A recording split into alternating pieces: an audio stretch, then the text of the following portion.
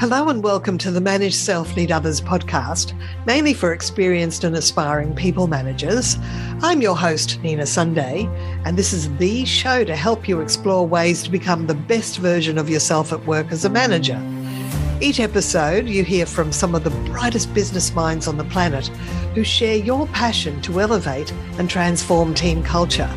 They share insights in self-leadership and leading others. Together we can make workplace culture better. Are you ready? Because it's time to manage self, lead others.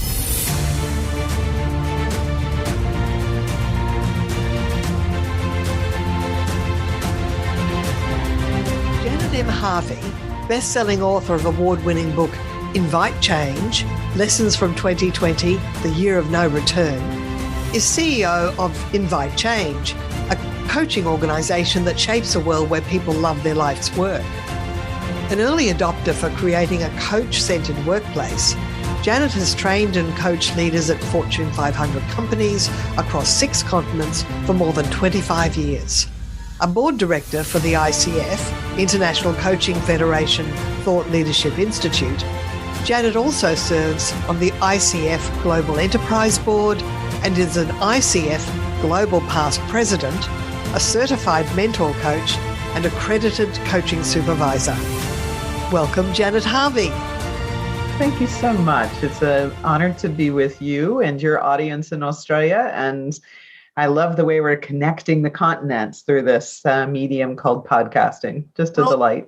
What's interesting is it's a global podcast now. It's got global reach because we were recently in the top 100 charts in Egypt. Outstanding. Congratulations. And we've been in the top 100 charts of Ireland and India. So the world is finding us. That's very nice. Right. I often will say to leaders, we live in a zero geography world now. We do. Right? So I like your title, The Year of No Return. You want to tell us more about why it's I think we all know inside ourselves why it's the year of no return, but what's your take on that? For a very long time, I have thought that organizations and the leaders within them have over-revered results and throughput and transactions and productivity and effectiveness, all of which is very important. But in the over-reverence, a little bit like a teeter-totter out of balance, they've left out relationships and well-being and meaning. And what happens when we have trauma in our being is that we start to question. Our values become a bit more to the surface, not deep down underneath rooted and taken for granted. And we ask questions of ourselves. Is this really what I want? Am I feeling rewarded, fulfilled, satisfied? And as with the Great Resignation, you and I were talking about, this is, of course, one of the drivers. And I find that people are wanting to go back to a normal that actually isn't anything we found satisfying, and we know it now.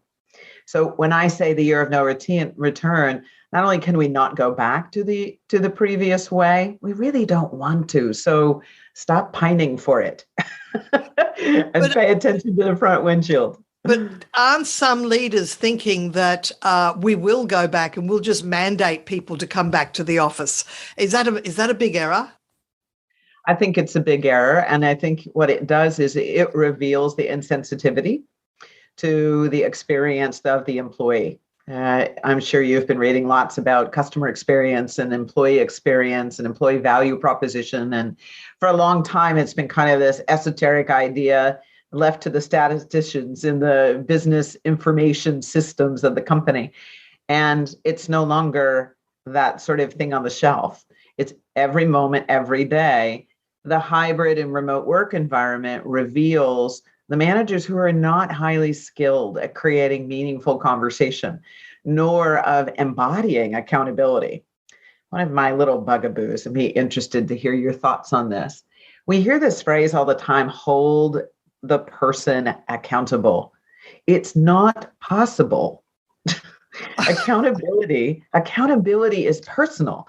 I can accept responsibility because you've given me authority to do something. And that's my definition of accountability. Accept responsibility for authority granted.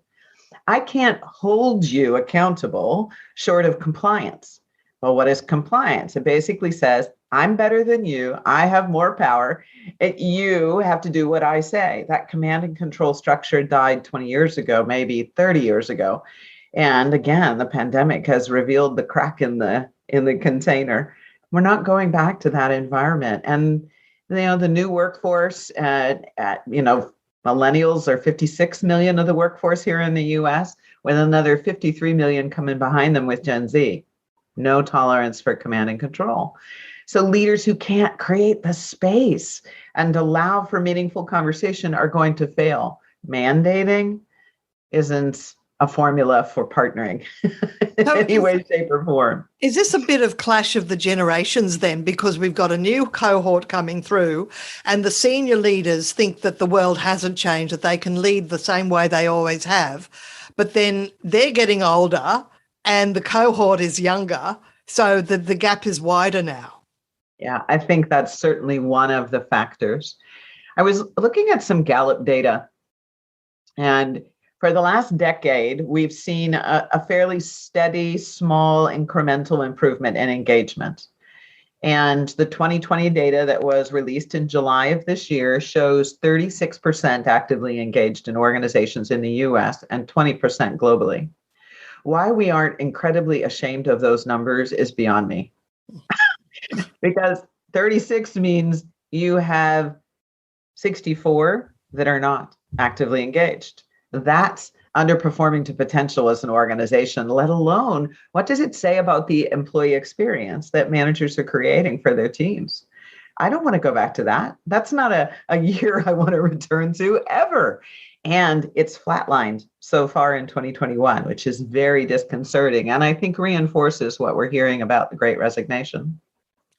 So, in fact, are people pretending that they're engaged to the manager, but behind the scenes, they say their own little thing to their colleagues, and managers are under an illusion that they can just, command, but in fact, people aren't really, well, that's what disengagement is. They hear, but it doesn't reach their heart and soul. They're not They're not fully behind what the manager's instructions or goals or results for the organization.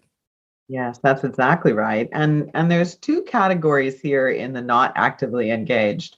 The ones who are going through the motions, right, which means the organization is not getting their discretionary energy. They have it, but they're not using it at work. And the number of actively disengaged, which means they're toxic in the workforce. They are in a bad mood. They are judgmental. They're disruptive, and they're actively looking for another job. So, some data, motivation data would call that inertia, but I call that actually riot and chaos, because that's the voice that gets heard. They're paying attention to that 16% that's actively disengaged, trying to get them to settle, and they're ignoring this huge underutilized resource. And that's the manager's job. So maybe what's happened is, in this over-reverence of productivity, we have underdeveloped the folks who are responsible for creating our culture and sustaining a spirit of synergy and collaboration. And almost every customer I've talked to has said, we are doing huge investment in relationship skills, partnering skills, collaboration skills, communication skills for next year. We realize the error of our ways. Right. And there's still some senior leaders who aren't hearing that message, but I think that they're going to see it suffer in not being able to have a workforce they want. Well, of course, if a manager is not trained in how to lead, they might display some bully behaviors. And if they are doing that openly in the organization and they're not being checked from their supervisors, well, then what's that saying? What is that giving permission to? So I just happened to be looking at some incivility data just yesterday. 7 in 10 Americans believe that we are in a crisis level of incivility. The global numbers are higher, 8.5 out of 10. And that could be everything from a bullying behavior to outright violence in the workplace. And if you think about everything that's been happening around racial injustice, misogyny, things that we've never labeled because we considered it impolite to do so, are now actually getting uncovered, revealed, right? They're no longer the thing you do behind closed door with an HR manager. We're talking about it openly with each other. So I think we have this period of, oh my God, it's really a big deal. What do we do about it? And at some point, it's going to settle. My sense is that we all need to learn to say, hey, ouch, that hurts. So some of it is each of us accepting responsibility for naming it when it happens to us in the moment and asking for it to change. And that includes a boss who lets people get away with it.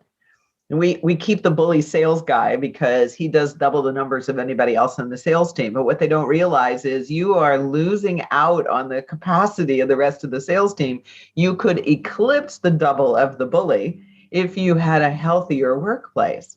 And that's a lot of what I'm talking about when we talk about sovereign leaders. I know that was a question you wanted to ask. So. Yeah, yes. So that is so true about making sure that you're diminishing toxic behaviour, because it reduces the output of the others in the team. So I hear that. Look, we're in a world of incredible change, and in your book you talk about how managers label change as the enemy, and we have to really change our vocabulary around change. So what's your thoughts around that, Janet? I've actually had people that have said to me, why did you name your company Change? And I'll say, I didn't. I named the company Invite Change. And they'll look at me stunned, like they've never seen the word invite in front of the word change.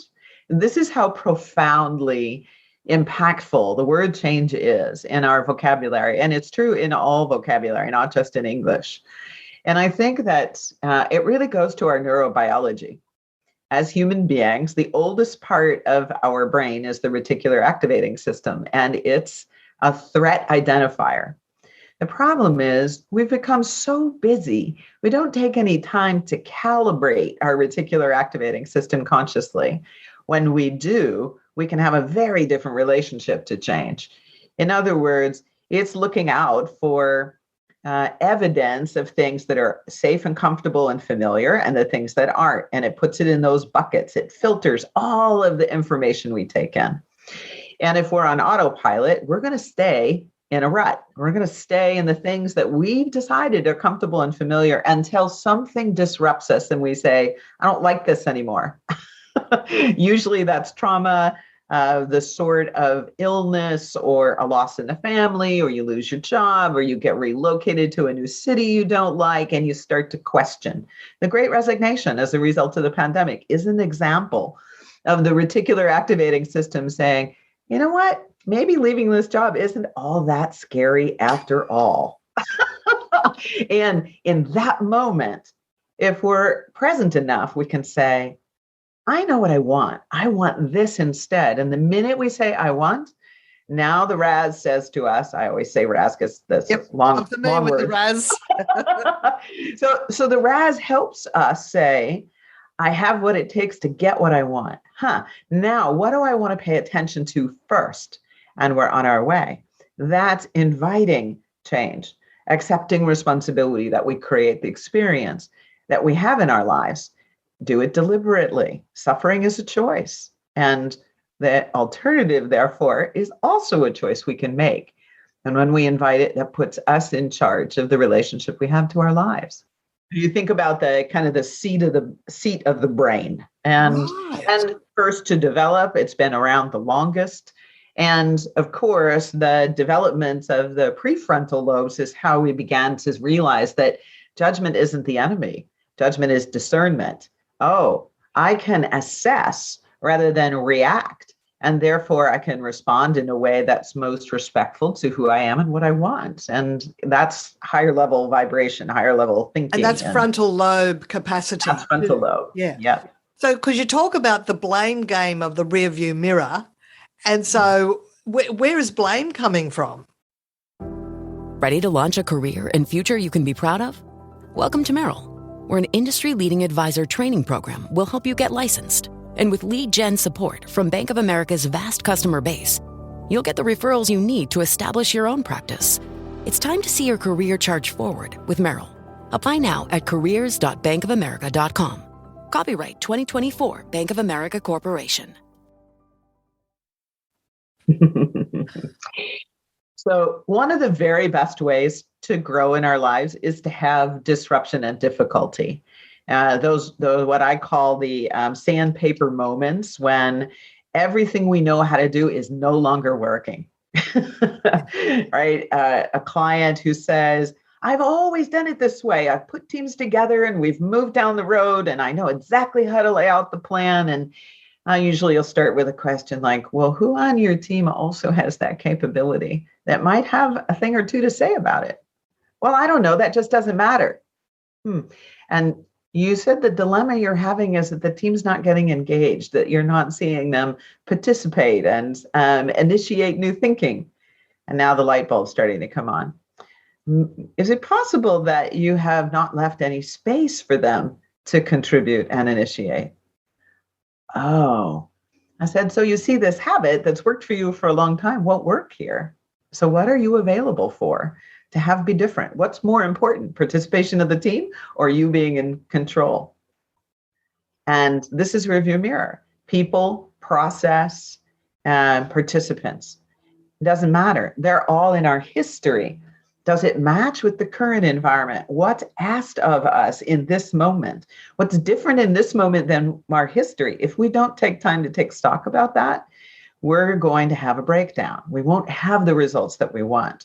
So the antidote, of course, then is ultimately to get very comfortable with what's new here. Come with the beginner's mind, or what a lot of people talk about, the growth mindset, which is fabulous work from Carol Dweck. That's right. And ultimately, it is about, can I get present, not be in the rearview mirror of my reliance on my history and my expertise? Can I be in wonder and allow myself to see something fresh in front of me and then invite others to be in that wonder too?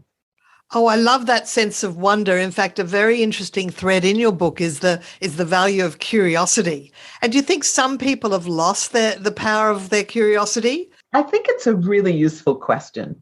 Have they lost it? I think what's happened is it's buried underneath layers and layers and layers of personality and nurtured beliefs and principles and behaviors that someone told them was effective. And as I said, more often than not, people don't wake up. That's what I call it, awaken to how much they've been living on somebody else's terms, not theirs. So and that's not just at work, it can be their family. Yes, yes. Mm-hmm. And of course, you as a coach, you use the power of questions to kind of get people to understand where they're perhaps not living their full authentic self. You talk about getting down to your essence and your core. Mm-hmm. How do you do that? It's a really fun process, actually. And I think in some ways saved my own life. I was one of those, high achievers, A-type personality when I worked in corporate and just took it right into my entrepreneurial life and ultimately ended up getting physically sick to the point where I couldn't travel and I couldn't work. So in that time, I started to realize how much I had adopted a whole bunch from my parents, who were both working parents by the time I came along as the fourth child. I had adopted the efforting and high energy focus of bosses that I'd admired, despite the fact that they actually weren't very nice bosses. They weren't nice to me or anybody else, but they were really good at getting results. And I thought that's how I was going to win the day. And I began to realize that people didn't like working for me. I was too intense. Oh, it was too hard. I held a bar way too high. And I realized that wasn't me. Like, oh my God, that broke my heart. The first time one of my bosses told me people won't work for you, I just sobbed. Like, how could that be? That's not my heart, right? And that began the journey of, in my mind, getting to essence is unlayering all of the ways in which I had adopted from others to be successful what wasn't actually my essence and how tender my essence really was. Oh, that's So, so beautiful. Yes, yes. yeah, yeah. And I It can look back in my own youth now where I had some role models that really I was putting on their costume, their modus operandi, and then I got feedback and it's like, well, that wasn't really me anyway. I thought that's the way I had to be. exactly. Interesting. Exactly. Because Yeah. because a profound question you sort of ask in your book is what parts of my life story contradict belief in my essence and blocks the vitality and actions that maximize my potential. So that's such a profound question. Yeah. And it's one I'm with all the time now. Once a quarter, I spend time journaling on the question, what's blocking my full potency today? And it's that simple of a question on purpose because I'm changing all the time. My environment is changing all the time. My relationships are changing all the time. And my Raz can decide to protect me and to put up walls that I don't intend to put up. And if I'm not actually staying alert to all of that change going on and asking the question, what do I want now? I'm going to fall back into habits that are more protective strategies at an earlier time in my life when maybe it was important. And as I said, I had working parents. I spent a lot of time by myself and I don't look like everybody else. I have a birthmark on my face, which pretty early on made me different and it makes a lot of people uncomfortable to this day. Oh, And I've had to learn to say, hang on a second, see beyond the skin, right? We can't ever know a person from the outside in. And it's up to me to create the environment for people to feel comfortable to do that, to get past their own boundaries and barriers of feeling uncomfortable with something that's different. So, my sense of it is that if we're more patient, if we can learn a little bit of silence, if we can slow down and keep examining, who am I? What do I want? What matters to me? What do I stand for? What do I believe in? And then, most important, be willing to be disturbed by what somebody else says and lean into learning. What might I learn from you who has a different point of view from me that would broaden the camera lens with which I see the world? How might I incorporate more of somebody else? I don't have to stand in my position. I know that life changes all the time. Heck, I grew up in the middle of the United States and my parents were Republicans. I could no more be a Republican today than leap over the moon. So I've changed, right? yeah. And I might still have some principles that I care about that might be categorized one way or the other, but I have a responsibility to notice what is it that matters right now, not yesterday, but now, and to trust that other people have the same potential to be in a learning conversation and grow into something bigger. Well, I mean, if managers are working with their teams, do managers have to these days act more like a coach and take time out to have mentoring sessions with their people? And if so, how frequently should that happen? Yes, and the hybrid remote work environment is making this even a higher priority because people don't feel a sense of connection. So more frequency, more time spent in the personal, showing care and actually being involved in each person's well-being. These are very important capacities. This is that side of the teeter-totter that's been under-revered. Needs to come into some balance. And if you're going to get productivity, it's at the investment in relationship building with the workforce. And I think that managers want it too. So as they begin to do it with their team, they're going to ask their bosses to do the same. And, the Quakers will tell you that in all of the hundreds of years of research they've done, it only takes 10% of a population to change the environment. So if you have a team of 100 leaders, and if 10 of them start behaving in a more humanistic way, you're going to start to change the climate. With time, those conversations begin to evolve culture. That takes a little bit longer, but we can change the climate very, very, very quickly. So managers need to think about the connection between results and the employee experience. If they're not getting the results they want, doesn't matter whether we're talking about recruiting or sales or marketing campaigns or operations or manufacturing throughput, whatever you measure for your results, if you're not getting what you want, the place to look first is, how am I being with my team?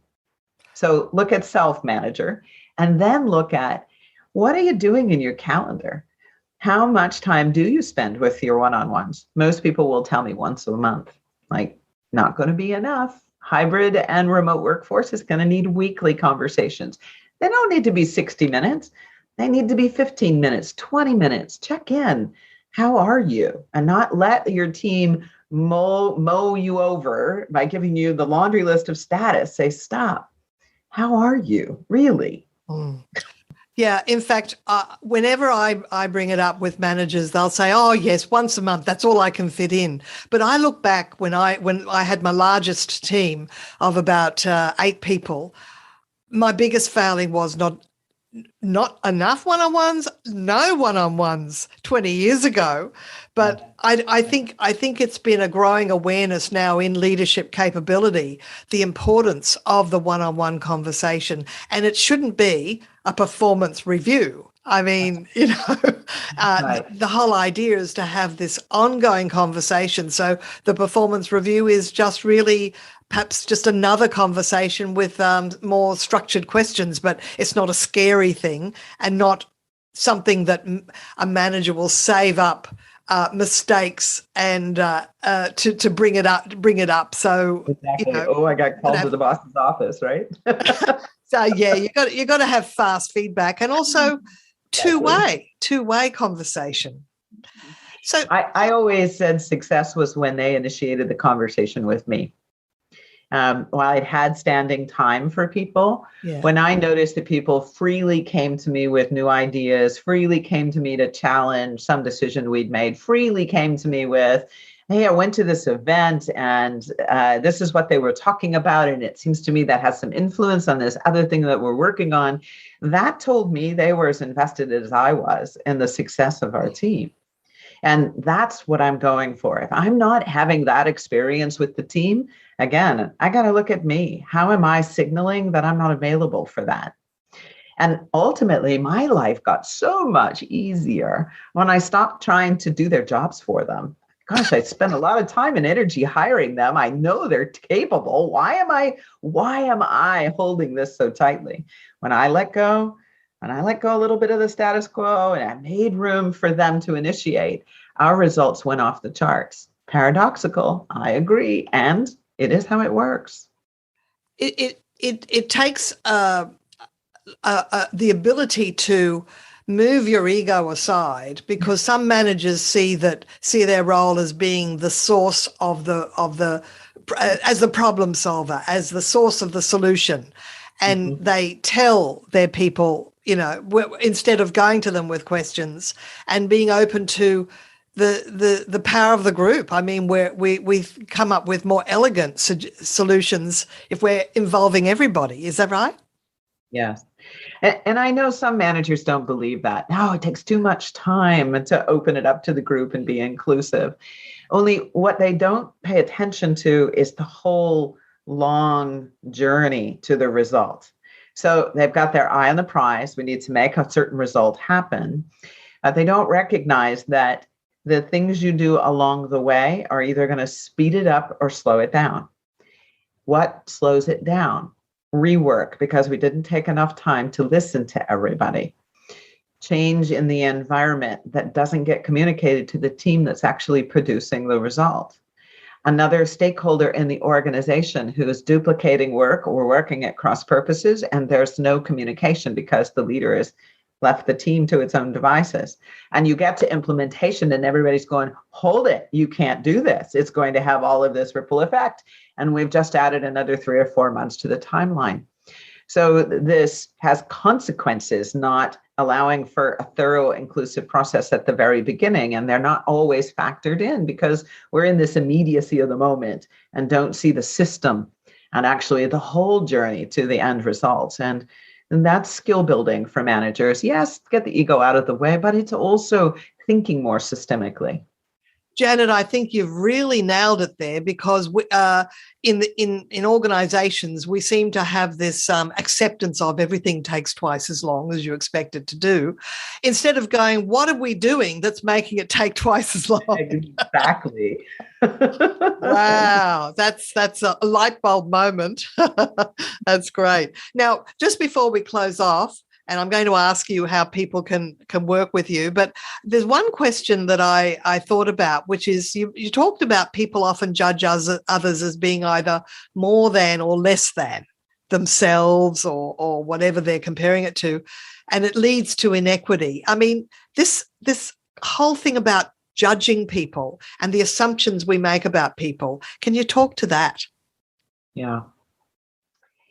So most of my life, I've heard two key phrases that are part of being a good human being: be non-judgmental, or at least, if you can't do that, suspend judgment. And I always thought those were pretty good principles to follow. And then I began the coach training journey, and I've been a coach educator since 2006 with leaders all over the world. Yeah. And I realized that judgment is innate to the human condition. It is how we make meaning of things, and meaning matters to us. And unfortunately, if we try to push judgment down as the bad guy, all we're going to do is, like a pop bottle, it's going to get really fizzy in there. And then when we let it go, we're going to express ourselves out of proportion to the situation. So it's always going to be healthier to have our judgment, to allow the free flow of our discernment. Better word than judgment. And ultimately, what we want to do is to short circuit the autopilot, back to our RAS, right? To notice when we have judgment. That's what I would suggest to everybody. And pause, take a breath. What's causing the judgment to surface in the first place? What am I reacting to? What is it that I'm attached to that this person isn't attached to? And why am I attached to it? And what do they know that I don't know? And that's the key. The minute I say, what do they know that I don't know? Now I'm ready to ask a question and be a learner and be available for something else to emerge, because their idea and my idea by themselves are not enough. We're going to get caught in a ping pong game going back and forth. I can short circuit all of that if I've noticed judgment and paused and asked a question for learning together. That's the formula for us all to be much more responsive and much more respectful and inclusive as we go forward together. More than, less than thinking is protective strategy. I'm going to hold myself more than and you less than to feel better about myself. It doesn't last very long. Right. And you do describe in your book the practice of reflective noticing. So that's exactly what you're talking about. That's an emotional intelligence skill. So we need more high EQ managers, don't we? Yeah. And it's high EQ managers and more invested in the quality of the relationships they have in their lives than they are in the quality of the results, trusting that the quality of the results will come out of the relationship and partnering and collaboration that they inspire and embody and activate, and in some ways maybe even demand, right? To embrace a sense of dignity to all that is around them. Those are the leaders who are going to soar in this next decade or two to come. And of course, one of the things you mentioned in that example before, about things taking twice as long because we're not communicating, collaborating, it's that whole silo effect where you have different teams in their remote silos. If they're not communicating with the other teams, that is where time's going to be lost, because you have to make up for that lack of communication. So it's best to bring that all on board right from the get-go. Yeah. You and I were talking about digital transformation too, and there are some really marvelous tools that have come on the market to assist remote teams to be able to pass the baton and really work on a project 24/7. It's not a replacement, though, for the conversation. And I don't think it has to be in person. We've all learned to be in this virtual environment here. And the more transparent we can be about who we are, right? Allow our vulnerability to be able to say, I don't know, what do you know? Boy, would that be healthy? we can use those tools more wisely. The tool will not solve the problem alone. We still need to be in relationship. I say tomato, you say tomato. We got to figure it out. Wait a minute. We're talking about potatoes. Oh, no wonder we're not on the same page. Oh, that's a good example. That's fabulous. Now, if people want to work with you, do they work? Obviously, you get people working with you from all over the world, in any time zone, because you can always match up the times. But do they work with you personally, or do you have a team of people that are coaches? How does it operate, Janet? Yes, and yes. So Invite Change operates on 6 continents, and we do work with leaders and teams in enterprises, both individual and what I call one-to-many. We do learning programs if you want to build coaching capability, or you want to lead by authentic self-presence, or maybe what you're wanting is to navigate a change process, and how might our coaching capability skills provide some readiness in the workforce. Those are some examples. Then, of course, we do traditional executive development. But my real passion right now is working with lots of people on the front line to have them have generative conversations every single day. And we've brought forward something called the Learning Cloud, where self-managed learning can occur and then be supplemented if you want with coaching, group coaching or team coaching, or training their managers to actually do the intervention themselves to support their workforce to be more generative and create healthy climates. That's what our motto is: shaping a world where people love their life's work. And everything we do in the learning and coaching space contributes to that. Well, that sounds absolutely marvelous. And it's invitechange.com. That's correct. And we'll have the links in the show notes. So that's great. And your book is on Amazon, or? Yes, it is. Yeah, yes, it is. I've read it. It's very high vibration thinking. It'll really trigger your thoughts to really think about the whole big picture of your life. I really encourage people to read your book, Janet. Thank you. Thank you so much. It's been a marvelous conversation. I really appreciate your time, and thank you so much. You do great work in the world, and wonderful to talk with you today. Thank you. Well, it takes one to know one. So you keep going as well. We can't get enough people to take some time to invest in themselves, and love your work. Thank you so much for having me as your guest. My pleasure, Janet. Thanks a lot. Yeah. This episode, we've been speaking with Janet M. Harvey on the Manage Self, Lead Others podcast for experienced and aspiring people managers. I'm your host, Nina Sunday.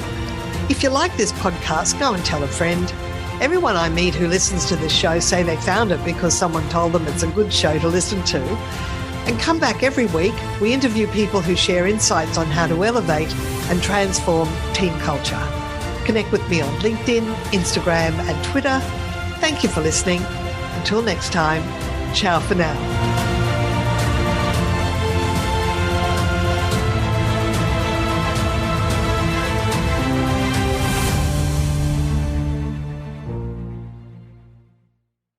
This podcast is a part of the C-Suite Radio Network. For more top business podcasts, visit c-suiteradio.com.